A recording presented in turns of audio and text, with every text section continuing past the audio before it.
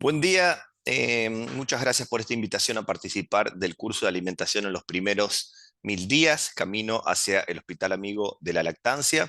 Mi nombre es Gabriel Vinderola, soy investigador del CONICET, docente de la Facultad de Ingeniería Química en la Universidad Nacional del Litoral, y les voy a hablar sobre microbiota y leche humana. Estos son mis conflictos de interés. Hago tareas de vinculación tecnológica con empresas de alimentos y agropecuarias, lo que sean proyectos de investigación, asesoramiento, desarrollo de productos, controles de calidad, y actualmente soy miembro del cuerpo de directores científicos de la Asociación Científica Internacional de Probióticos y Prebióticos ISAP, por sus siglas en inglés.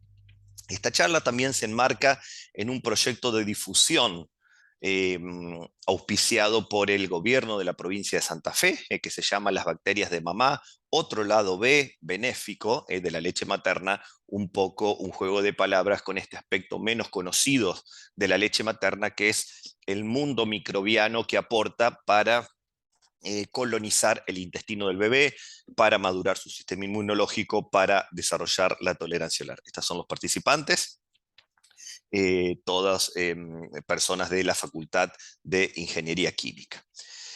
Bien, seguramente muchos de los que nos están escuchando hoy tienen o han tenido bebés en sus casas, por supuesto, y en muchos casos esos bebés han convivido con mascotas. La buena noticia es que probablemente esa convivencia con mascotas hace que esos chicos tengan menor riesgo de asma y alergia, entre otras cuestiones crónicas. Tener un perro o un gato durante el primer año de vida puede proteger contra el asma y la alergia infantil. Y no hay una relación sinérgica, es decir, no es necesario tener más de un animal para que la protección sea mayor. Y esto tiene que ver con el contacto microbiano temprano.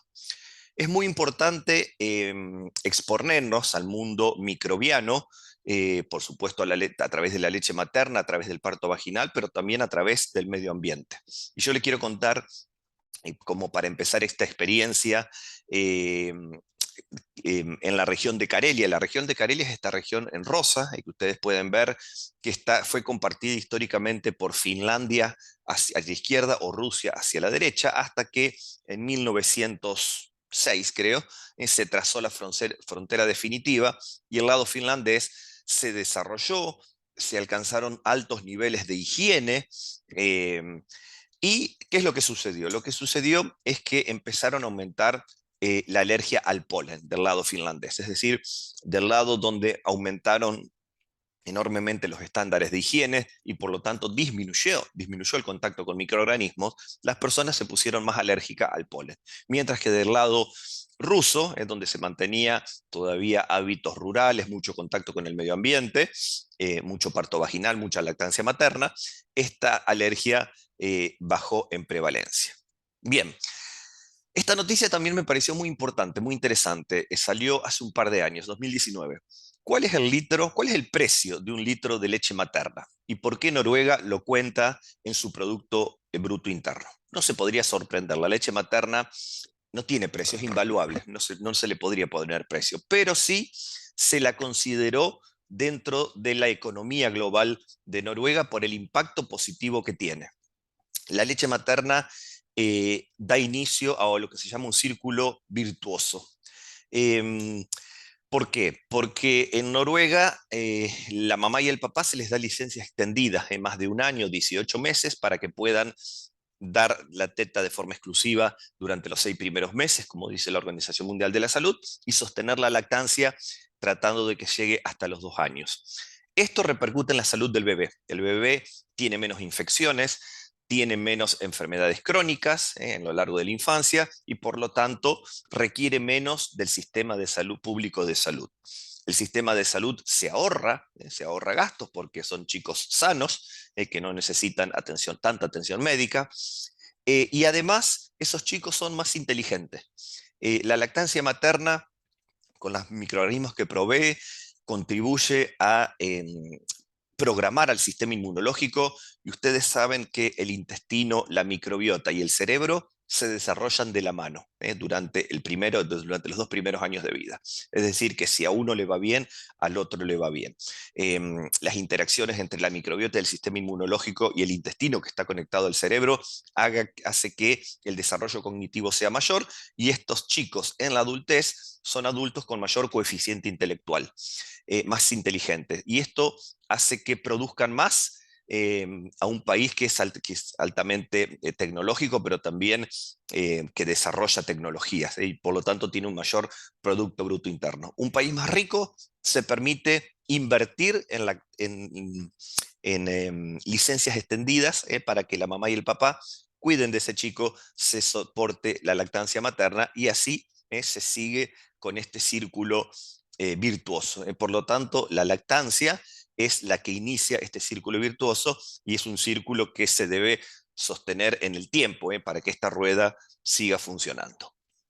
Eh, Somos mucho más que flora intestinal. Con flora intestinal conocíamos a ese grupo de microorganismos en el intestino que, bueno, estaban ahí, nos ayudaban a digerir los alimentos, pero no teníamos realmente noción del potencial que tienen.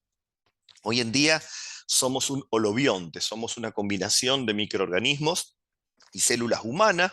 Tenemos microorganismos en todo el cuerpo, no solo en el intestino, en la piel, en el tracto reproductor femenino, masculino, en el árbol respiratorio, en la mucosa de los ojos.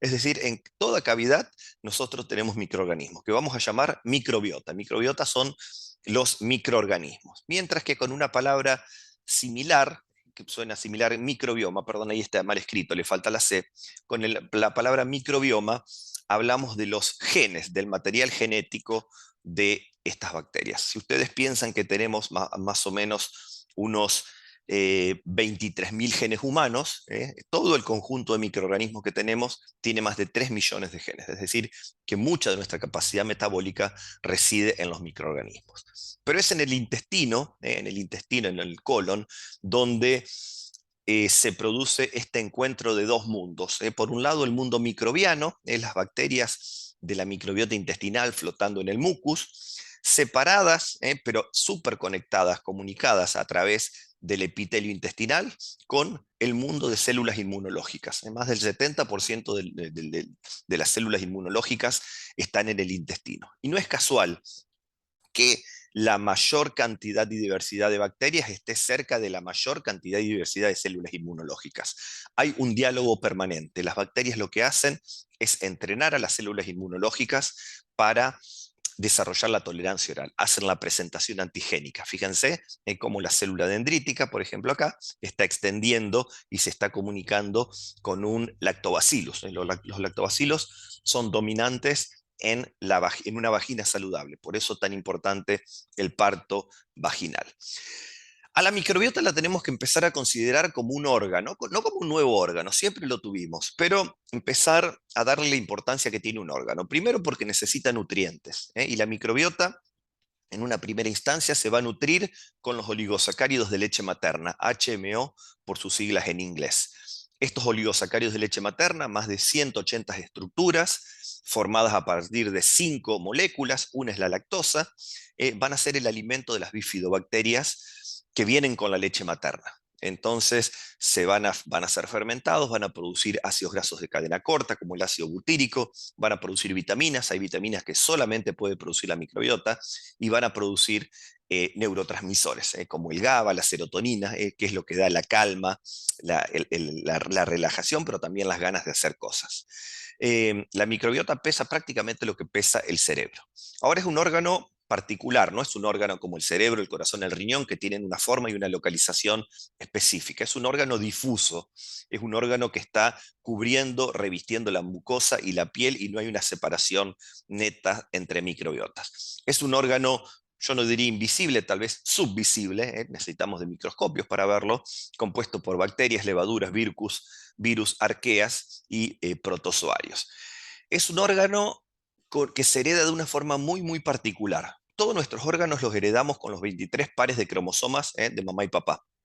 La microbiota no se transmite con los espermatozoides y el óvulo, sino que se transmite a través del parto, a través de la lactancia, a través del contacto con la familia, con el medio ambiente y con las mascotas. Es decir, que es una herencia mucho más dinámica. Y va cambiando a lo largo de la vida. Nacemos prácticamente sin microbiota, se va a establecer, va a madurar en los 2 primeros años de vida, y hacia la tercera edad empiezan la disbiosis. La disbiosis también se puede dar durante la vida, en cualquier momento, ¿no? Pero en la tercera edad hay una disbiosis natural, hay una inmunosenescencia. La microbiota se puede modular, se puede mejorar, se puede empeorar, con los antibióticos, por ejemplo, y se puede trasplantar solamente en el caso de diarrea por Clostridium difficile. La microbiota es un manto de seguridad, así lo definió Nature en el año 2018, es un manto que nos recubre, y fíjense que cuanto más espeso y más colorido ese manto, va a ser más protector. Y cuanto más espeso, uno habla de la abundancia de bacterias, y cuanto más colorido, uno habla de la diversidad. Es decir, necesitamos diversidad y necesitamos abundancia. Fíjense, es así como se ve. Esto es una foto coloreada con un microscopio confocal, donde uno puede ver las vellosidades y puede ver este mundo de bacterias que están ahí flotando, pero están súper cerca de todos los sistemas. Si este es un corte, ustedes ven la célula epitelial y acá ven las bacterias de la microbiota flotando en el mucus. Fíjense que están cerca de las células enterocromáfines, pueden producir hormonas, están cerca de por supuesto, de las células dendríticas, que van a producir, van a hacer el reconocimiento antigénico de las células enteroendocrinas, que pueden producir péptidos de saciedad, y también están cerca de las enteroneuronas, neuronas que van del intestino al cerebro para hacer esa conexión intestino y cerebro. Todas las señales químicas que se desatan en el intestino van a ser transmitidas por estas neuronas al cerebro.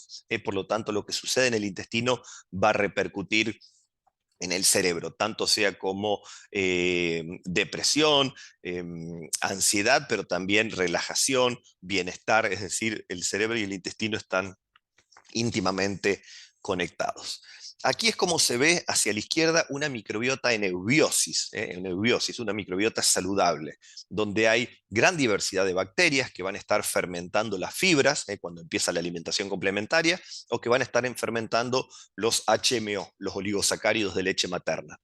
Con esta fermentación van a producir ácido butírico, las células goblet del intestino van a producir, en cambio, mucus. El mucus es una barrera de protección, pero el ácido butírico que es producido también permite la renovación del epitelio intestinal. Las células intestinales son unas de las que más necesitan reproducirse y necesitan estar unidas unas a otras por lo que se llaman las tight junctions, o uniones firmes, que son proteínas que realizan costuras entre una célula y la otra para que el paso de los nutrientes sea de forma apical, sea por el borde del cepillo. Es decir, el intestino tiene una permeabilidad selectiva, es por ahí donde van a pasar los nutrientes. Ahora, cuando tenemos un intestino que está inflamado, un intestino donde hay poca provisión, por ejemplo, de elementos para que esta microbiota fermente, no va a haber producción suficiente de ácido butírico, no va a haber una protección suficiente por el mucus, pero tampoco va a haber una costura, una unión firme.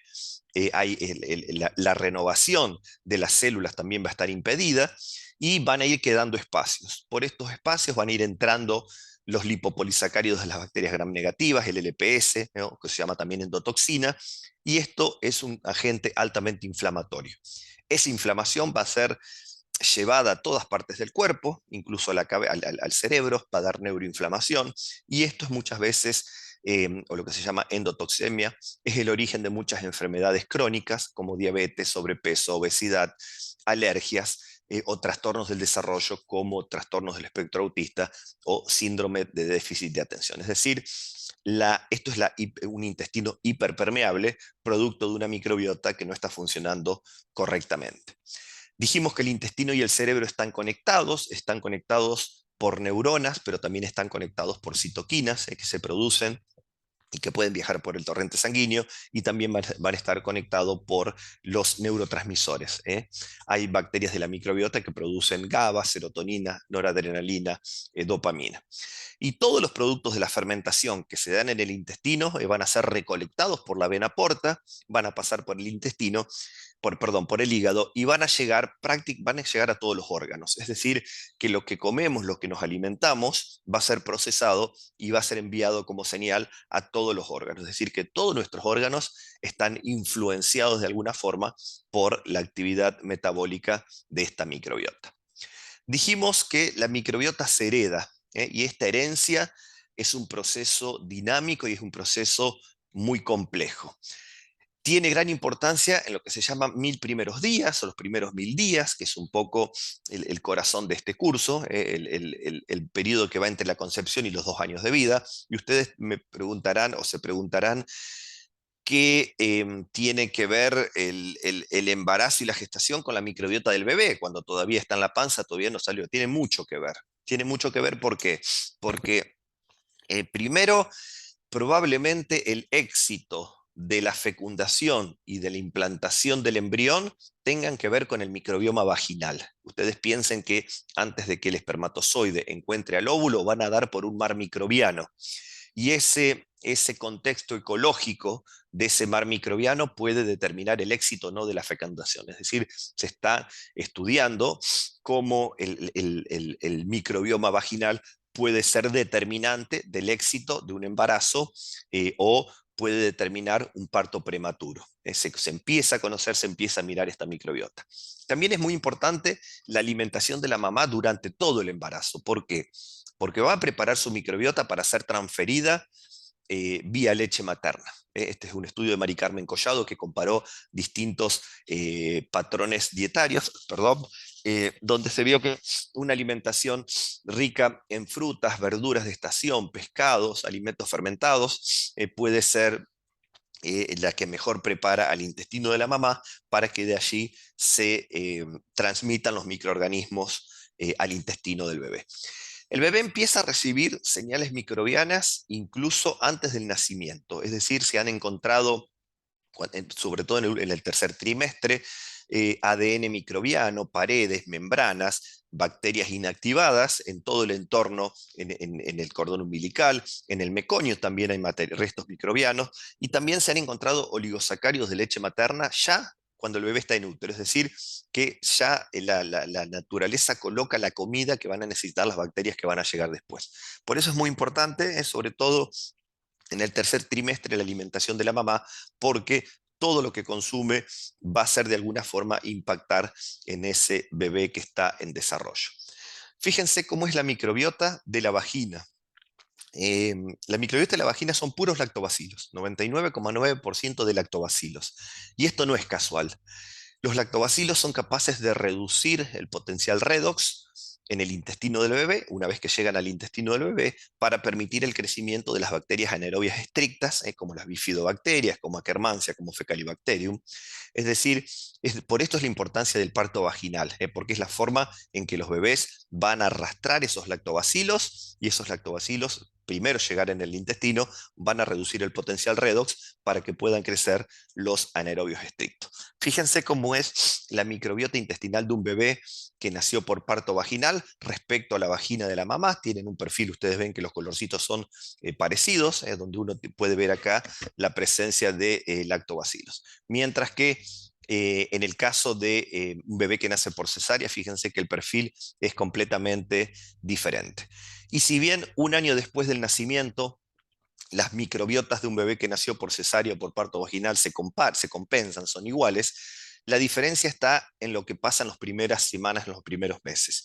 En un bebé que nace por parto vaginal, las bifidobacterias en verde colonizan rápidamente el intestino. Y las bifidobacterias son el microorganismo más importante en el intestino de un bebé sano y vienen de la leche materna. Esa diferencia entre la colonización de una forma o de la otra deja una huella en el sistema inmunológico, es decir, el sistema inmunológico queda con una impronta diferente, una maduración retrasada diferente, dependiendo si ese chico nació por parto vaginal o por cesárea. La cesárea está en franco aumento, lamentablemente.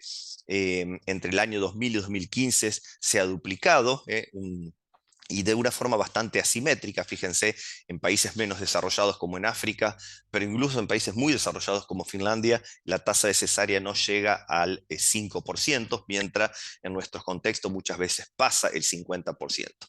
Y esto es una cuestión que merece una reflexión por el impacto que tiene la cesárea en la inducción de enfermedades crónicas, como vamos a ver. Fíjense, en el año 2003, donde todavía no se conocía la complejidad de la microbiota de la leche materna, este artículo donde relaciona el nacimiento por cesárea como un factor de riesgo para las alergias. Es decir, se conocía esta asociación, pero no se conocían probablemente los mecanismos. Hoy se sabe que estos mecanismos pueden estar mediados por los microorganismos que van a llegar de forma temprana mediante el parto vaginal y van a inducir así la maduración del sistema inmunológico. Hay una práctica que es necesario que al menos estén al tanto, porque muchas veces es ofrecida por puericultoras, que es la siembra vaginal. Es decir, chicos que van a nacer por cesárea, unas horas antes se le coloca una gasa en la vagina de la mamá y esa gasa impregnada con los lactobacilos va a ser pasada después por todo el cuerpo, por la boca del bebé, para un poco tratar de simular o de compensar esos lactobacilos que no pudieron ser absorbidos porque el bebé no nació por parto vaginal.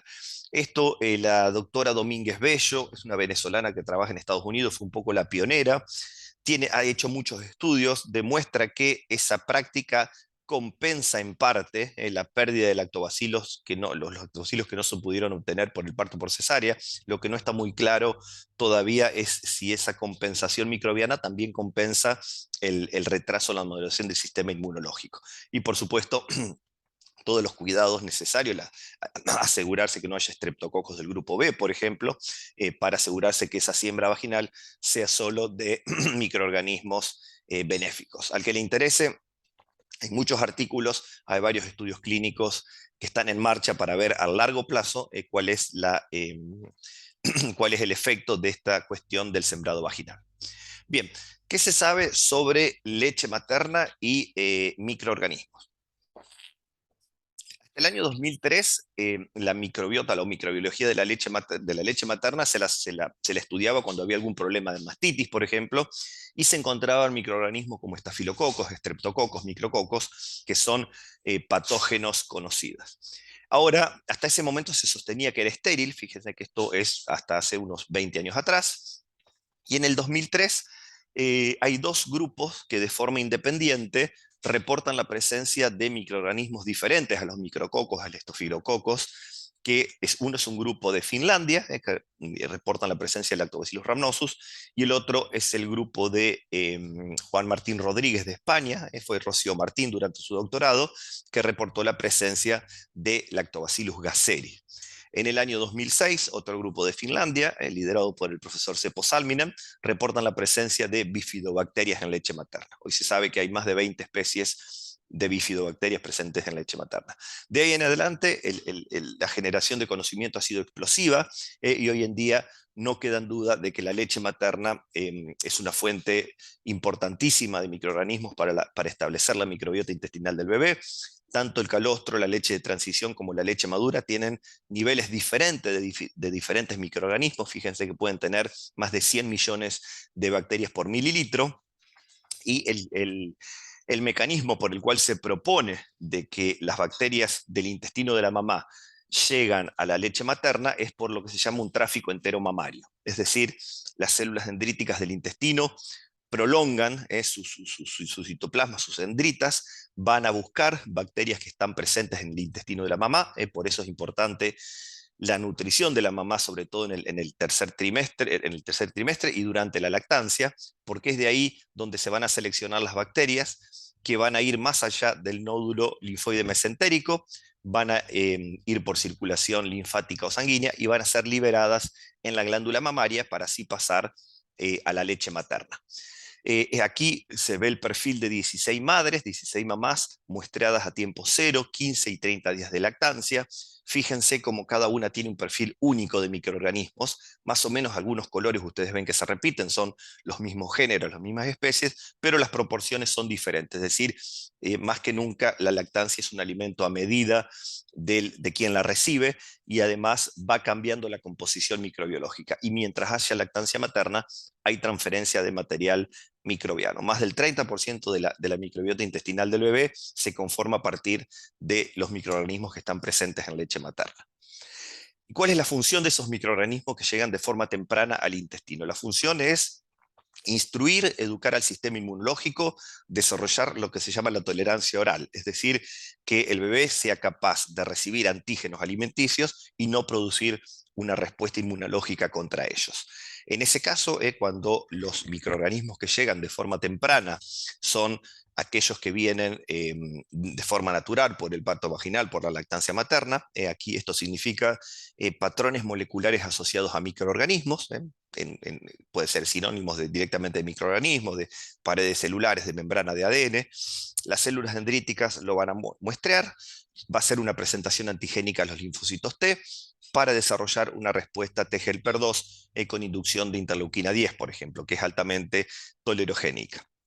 Mientras que si lo que llegan son microorganismos más del tipo gram negativos, cuando hay una disbiosis, llegan patógenos, esto se da mucho en bebés prematuros, donde tienen el intestino con gran cantidad de enterobacterias. Esto de una respuesta inflamatoria del tipo T-helper 1, T-helper 17, programando, instalando una inflamación intestinal que puede ser el origen de enfermedades crónicas o trastornos del desarrollo.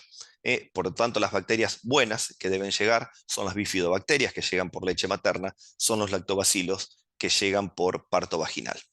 Y fíjense aquí, estos son estudios de asociación en una cohorte de 2 millones de chicos de Dinamarca que nacieron por cesárea y se los estudió hasta los 15 años de vida, y lo mismo para chicos que recibieron antibióticos durante los 2 primeros años de vida. En todos estos casos hubo mayor incidencia de asma, de deficiencias inmunológicas, de obesidad, de sobrepeso, de diabetes, de reacciones alérgicas a muchos antígenos alimentarios como el huevo, pescado, nueces, por supuesto APLB, alergia a la proteína de leche de vaca, asma, ganancia de peso, enfermedades inflamatorias. Es decir, que esta disrupción respecto a la instalación de una microbiota normal hace que el sistema inmune no se eduque, no madure como corresponde y aumente la posibilidad de algunas de estas cuestiones crónicas. Como les decía, los bebés que nacen prematuro con bajo peso tienen el intestino prácticamente colonizado, fíjense en negro, por enterobacterias, mientras que aquellos que nacen a término